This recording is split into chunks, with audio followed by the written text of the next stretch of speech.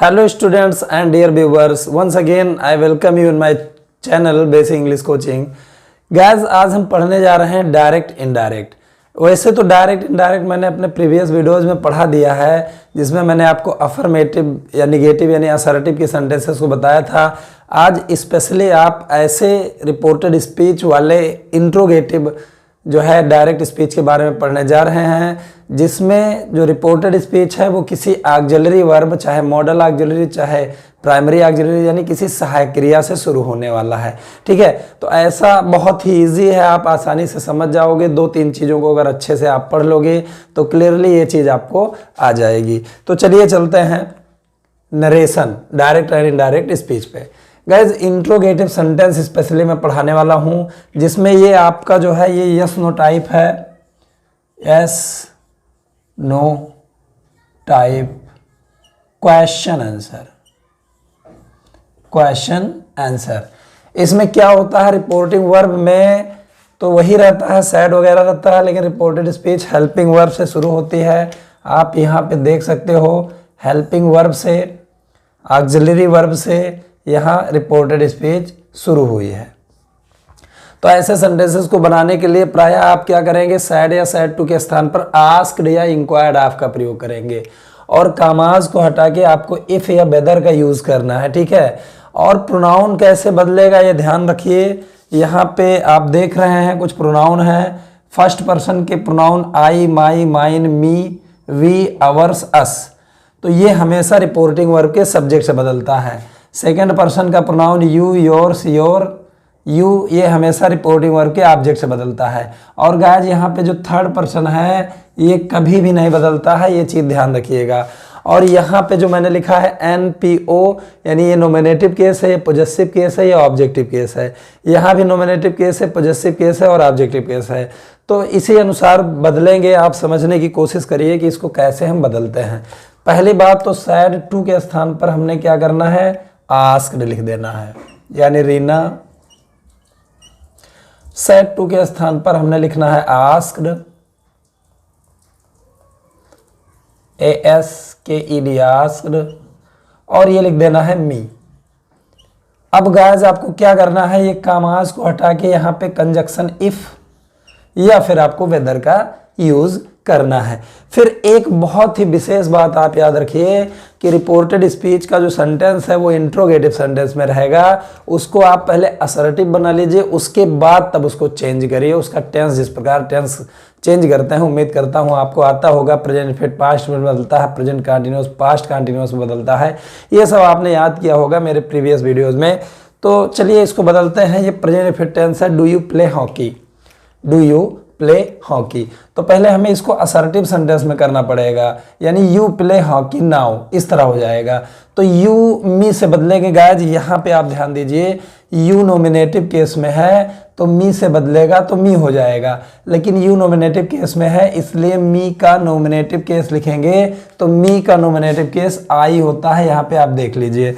तो यहाँ पे हमने क्या किया, यहाँ पे कर दिया आई। और जब प्रेजेंट इनफिनिट पास्ट में बदलेगा तो वर्ब की सेकेंड फॉर्म का प्रयोग होगा, यानी प्ले के सेकेंड फॉर्म यानी प्लेड हो जाएगा। डू या डिड नहीं लगेगा एज, क्योंकि ये प्रेजेंट इनफिनिट का इंट्रोगेटिव है। जब ये अफर्मेटिव में बदलेगा तो हमने क्या करना है, उसमें सेकेंड फॉर्म जोड़ना है, डू या डिड का प्रयोग नहीं करना है। तो Reena asked me if I played, अब लिख देंगे हॉकी, हॉकी। और कुछ शब्द बदल जाते हैं, जैसे नाउ का देन हो जाता है, दिस का दैट हो जाता है, टुडे का दैट डे हो जाता है, ये सब ध्यान रखिए। तो नाउ का जो है यहाँ पे हो जाएगा देन। ये चीज़ आप याद कर लीजिए। अगर ये चीज़ें आपको याद हैं तो श्योरली आपको समझ में आ जाएगा कैसे बदला गया। बाय द वे, आपको समझ में नहीं आया तो इसको मैं बड़े पोर्शन में लिख करके इसको सही से आपको समझाने की फिर से कोशिश करूँगा। बस आप कमेंट सेक्शन में बताइए कि सर ये चीज़ समझ में नहीं आया है।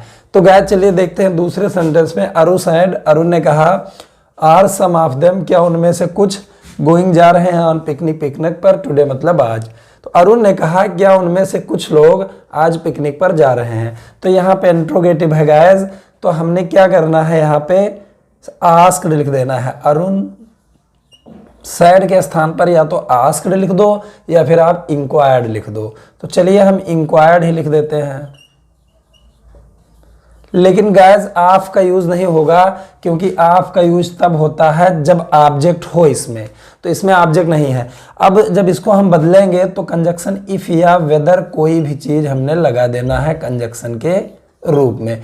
फिर गाइस आपको यही बात ध्यान रखना है कि ये जो ये इंट्रोगेटिव सेंटेंस है इसको अफर्मेटिव में बनाना है, यानी ये सब्जेक्ट है सम ऑफ देम, तो ये आगे आ जाएगा और सहायक क्रिया पीछे हो जाएगी। सम ऑफ देम आर गोइंग, तो सम ऑफ देम जब हम लिखेंगे तो देम यहाँ पे थर्ड पर्सन है, आप वहां पे देख सकते हो, तो थर्ड पर्सन नहीं बदलता है तो हम वैसे ही लिखते चलाए जाएंगे सम ऑफ देम। ठीक है, फिर आर यानी प्रेजेंट कंटिन्यूअस पास्ट कंटिन्यूअस में बदल जाता है, इसलिए जमार के स्थान पर हमें वाज वेयर करना होगा। तो सम ऑफ देम प्लूरल नंबर है तो यहाँ पे वेयर का प्रयोग हो जाएगा गाइस, वेयर।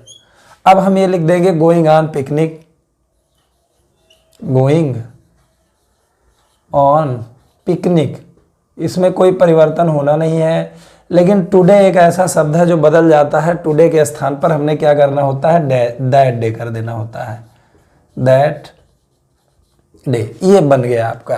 ठीक है, तो इस प्रकार आप बनाइए, इन्हीं नियमों को फॉलो करके आप मॉडल ऑक्सिलरीज या प्राइमरी ऑक्सिलरीज यानी सहायक क्रिया से शुरू होने वाले रिपोर्टेड स्पीच को इजिली इनडायरेक्ट में कन्वर्ट कर सकते हैं, अच्छी तरह बना सकते हैं। और WH टाइप का दूसरा नियम है जो मैं अगले वीडियो में लेकर हाजिर होऊंगा। गाइस थोड़ा थोड़ा पढ़ने से अच्छा है विस्तार से पढ़ें, वो ज़्यादा अच्छा होता है, क्लियरली समझ में आ जाता है। तो चलिए चलते हैं इस संदेश पे। विल योर फादर, क्या तुम्हारे पिताजी, अलाउ मी यू, तुम्हें अनुमति देंगे, टू गो विद मी, मेरे साथ जाने का, क्या तुम्हारे पिताजी मेरे साथ जाने के लिए तुम्हें अनुमति देंगे, सैड राजेश, राजेश ने कहा। तो गाइज आप देख सकते हो यहाँ पे रिपोर्टिंग वर्ब और रिपोर्टेड स्पीच उल्टे लिखे हुए हैं, यानी रिपोर्टेड स्पीच आगे आ गया है और रिपोर्टिंग वर्ब पीछे है। हमें ऐसे नहीं बनाना है, हमें उसको हर हाल में सीधा करना है, हमें रिपोर्टिंग वर्ब आगे लाना है।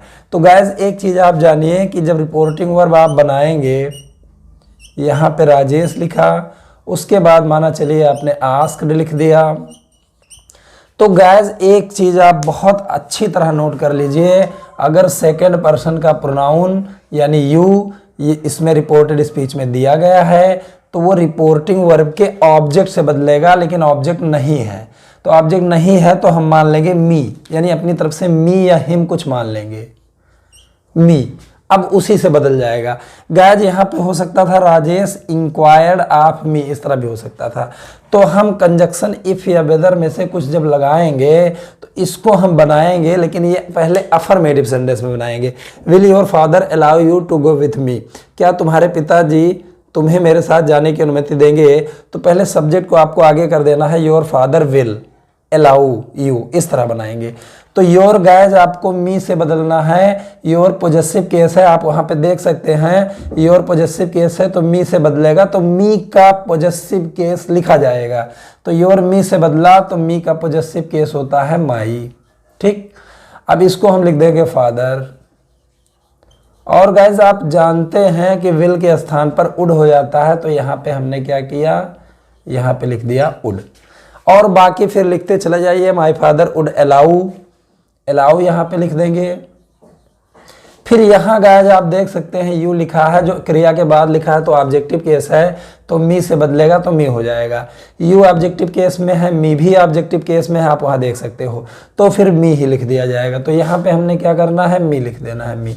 अब टू गो विथ इसको बनाएंगे, टू गो विथ। याद रहे जितने भी पर्सनल प्रोनाउंस मिलते हैं वो पर्सनल प्रोनाउन है वो बदलेंगे।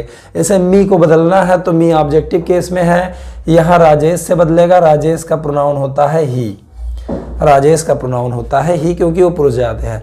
तो मी ही से बदलेगा तो मी ऑब्जेक्टिव केस में है, इसलिए ही का ऑब्जेक्टिव केस लिखा जाएगा हिम, तो यहाँ पे हो जाएगा हिम।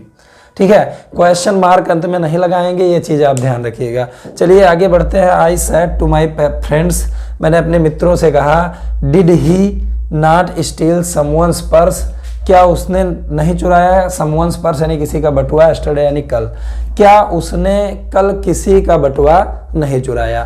तो इसको हम जब बनाएंगे गाइस तो हम क्या करेंगे, आस्क्ड लिख देंगे, या फिर हम चाहें तो इंक्वायर्ड ऑफ का भी प्रयोग कर सकते हैं। ठीक है, तो ये हो गया आई इंक्वायर्ड ऑफ, फिर ये लिखेंगे माई फ्रेंड्स। ये बन गया। फिर उसके बाद कामाज के स्थान पर हमने क्या करना है, इफ या वेदर का प्रयोग करना है। उसके बाद जो रिपोर्टेड स्पीच मिलेगा वो हम अफर्मेटिव में बनाएंगे, यानी ही डिड नॉट हो जाएगा, ही डिड नॉट स्टील। तो ही थर्ड पर्सन है गाइस, थर्ड पर्सन नहीं बदलता है, वहाँ पे थर्ड पर्सन बहुत सारे लिखे हुए हैं, आप you can understand that third person can not change, ठीक है, थर्ड पर्सन नहीं बदल सकता है। तो यहाँ पे ही का ही लिखेंगे। और तब हम जब डिड नॉट लिखेंगे गाइस, तो डिड नॉट पास्ट डिफेक्ट में है, पास्ट डिफेक्ट को पास्ट परफेक्ट टेंस में बदलते हैं, तो पास्ट परफेक्ट की सहायक क्रिया हैड नॉट है, तो यहाँ पे हमने हैड नॉट का यूज कर देना है, ही हैड नॉट। फिर उसके बाद हैड के साथ थर्ड फॉर्म लगती है, ये भी ध्यान रखना है। तो स्टील का स्टोलन हो जाएगा, फिर बाकी लिखते चले जाएंगे। समवन्स पर्स, इसमें कुछ चेंजिंग तो है नहीं, समवन्स पर्स। लेकिन एस्टरडे का हमेशा द प्रीवियस डे हो जाता है, ये ध्यान रखिए। तो यहाँ पे एस्टरडे का हो जाएगा द प्रीवियस डे। बहुत ही सिंपली, बहुत ही आसानी से आप इसको बना सकते हैं अगर रूल्स का फॉलो करें। कुछ नहीं समझ में आया है तो प्लीज़ कमेंट करके मुझे बताएं, मैं उसको फिर से समझाने की कोशिश करूंगा। यू सेड, तुमने कहा, कैन यू टेल मी, क्या तुम मुझे बता सकते हो, वाई कि क्यों, यू आर सैड, तुम दुखी हो। तो क्या तुम मुझे बता सकते हो कि तुम दुखी क्यों हो। तो इसको जब हम बनाएंगे गाइज, तो यहाँ पे आप ध्यान रखिए कि सेकेंड पर्सन का प्रोनाउन है, और सेकेंड पर्सन का प्रोनाउन हमेशा ऑब्जेक्ट से बदलता है, और ऑब्जेक्ट नहीं है तो अपनी तरफ से मी लिख देंगे या हिम लिख देंगे, कुछ लिखेंगे।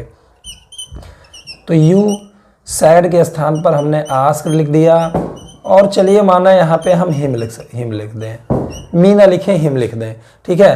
तो यहाँ पे फिर कंजक्शन इफ का यूज करेंगे, और ये गाइस लिखा interrogative can you tell me, तो ये हो जाएगा you can tell me. You him से बदलेगा तो यू नॉमिनेटिव केस है, तो हिम का नॉमिनेटिव केस ही होता है, तो यहाँ पे हो जाएगा ही। और कैन के स्थान पर हमने क्या करना है, कुड का यूज करना है। फिर उसके बाद बनाते चले जाइए टेल, फिर मी प्रोनाउन आ गया, मी ऑब्जेक्टिव केस में है, तो यू से बदलेगा तो यू का ऑब्जेक्टिव केस यू हो जाता है। ये आप ध्यान रखिए कि फर्स्ट पर्सन का प्रोनाउन सब्जेक्ट से बदलता है, और सेकेंड पर्सन का प्रोनाउन ऑब्जेक्ट से बदलता है, लेकिन केस बराबर होना चाहिए, ये सब चीज़ें इसे बदलती हैं। बस ये नोट कर लीजिए कि यहाँ पे जो बी है, आवर है, अस है, इनका एक अलग नियम है। वी के स्थान पर हमेशा दे हो जाता है, आवर के स्थान पर हमेशा देयर हो जाता है, आवर्स के स्थान पर देयर्स हो जाता है, और अस के स्थान पर देम हो जाता है। ये चीज़ ध्यान रखिएगा, ठीक है। तो ही कुड टेल यू, फिर व्हाई वैसे ही लिख देंगे, ये कोई क्वेश्चन वर्ड नहीं है, कंजक्शन है नाउन क्लॉज का, और नाउन क्लॉज आप पढ़ चुके हो। फिर यू यहाँ हिम से बदलेगा, यू नोमेटिव केस है, तो हिम का नोमेटिव केस होता है ही। इज मार के स्थान पर हमेशा हो जाता है वाज, फिर हम लिख देंगे सैड, और ये आपका बन गया। तो उम्मीद करता हूँ ये एक बड़ी चीज़ आपको क्लियरली समझ में आ गई होगी। अगर आपके समझ में आया है तो प्लीज़ कमेंट सेक्शन करके बताएं। कमेंट सेक्शन में कोई प्रॉब्लम है तो प्लीज़ मुझसे कांटेक्ट करिए, कमेंट सेक्शन में लिखिए। इस वीडियो में बस इतना ही। आगे वीडियो में मैं आपके सामने WH टाइप इंट्रोगेटिव का जो है सेंटेंस लेकर हाजिर होऊंगा। तब तक के लिए गाइस एक चीज़ और कहना चाहता हूँ, अगर आपको वीडियो पसंद आया है तो प्लीज़ लाइक और शेयर करें। आप मेरे चैनल में नए हैं तो चैनल को सब्सक्राइब करके बेल आइकन को दबा दीजिए, ताकि मेरे अपकमिंग वीडियोज़ के नोटिफिकेशन आपको मिलते रहें। इस वीडियो में इतना ही। धन्यवाद। Thanks for watching. Goodbye. Have a nice day.